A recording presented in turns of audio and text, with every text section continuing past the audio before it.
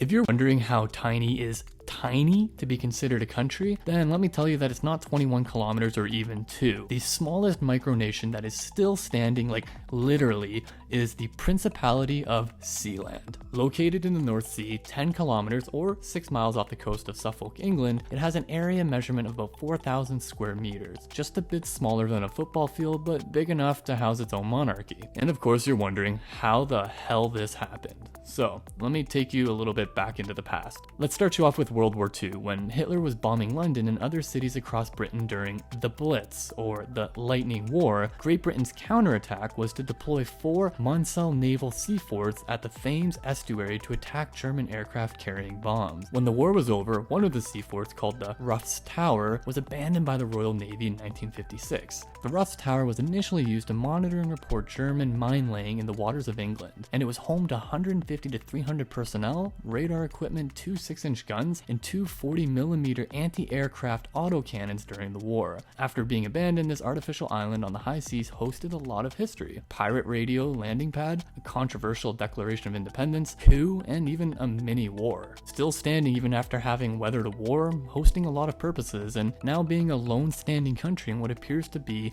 concrete legs. And it's definitely gonna make you ask, what is it made of, and how in the world was it built in the first place?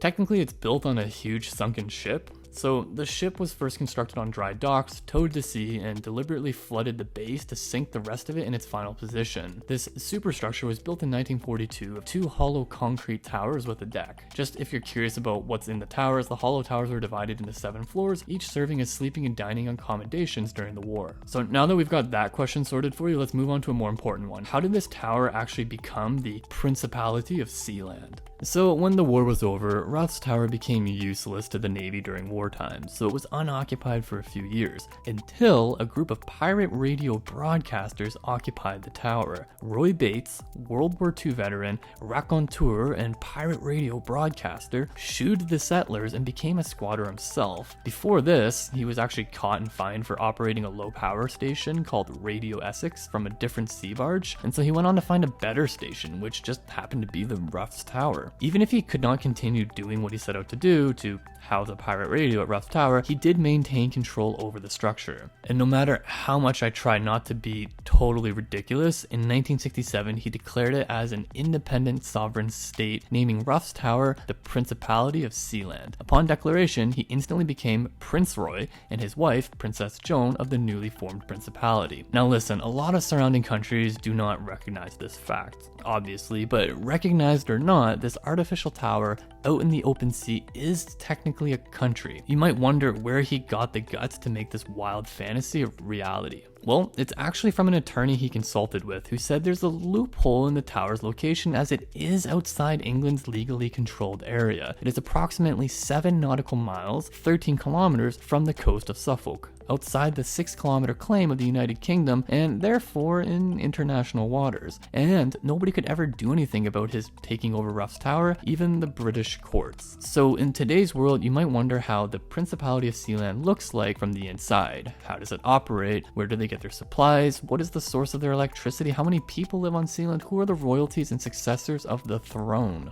After a lot has happened to threaten the sovereignty of the Principality of Sealand, like those who tried to do smuggling business with them, or a warning shot fired by Michael Bates towards the British Trinity House, which led to Roy Bates' arrest when he set foot at the mainland, the attempted invasion by mercenaries, I'm glad to tell you that it is still thriving. Having such a small space with a helicopter pad taking up most of the area and out in the open sea, it's pretty clear that the country will not have enough land to grow its own food. Therefore, it is safe to assume that they shop for rations on the mainland and source fresh water from the rain. To conserve water, citizens try to shower once a week and less than 5 minutes per shower. As for electricity, the flat top where helicopters and big guns were placed during the war is now replaced with wind-powered generators that supply flickering electricity, enough to power heaters and some lights. With a population of about 2 people on a typical given day, I guess this is enough to keep rooms warm and cozy, making for comfortable stations to guard a country. So Why only 2 people? Well, it's because the royal family of Sealand does not live there. No matter the amount of patriotism, the monarchs can't deny that the country does not have a great healthcare system. So they only live on the British mainland and leave their caretaker to guard the fort. No offense, but I find it a little ridiculous to stand for a country you can't live in. But to each his own, and there's nothing we can do about it. Except maybe build ourselves our own micronation, do whatever the hell we want. Fun fact, we actually can create our own country,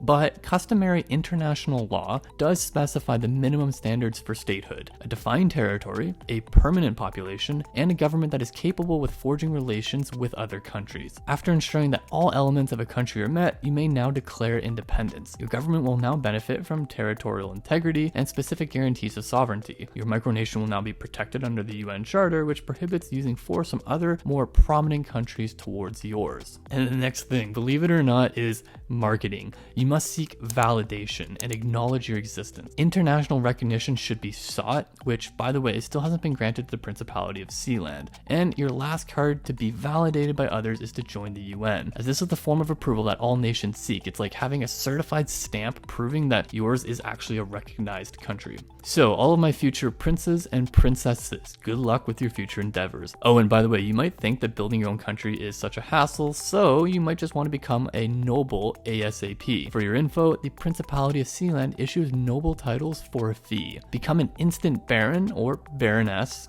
lord or lady, or count and countess, plus aristocratic names by registering at sealandgov.org. No, this is not an ad for them, I just think it's ridiculous and I wanted to put the link in the description so you can go and check it out too. But this is one of their income generating businesses. And you know, the other one is hosting internet servers. I don't see the connection, but whatever, it works. See you in the next video.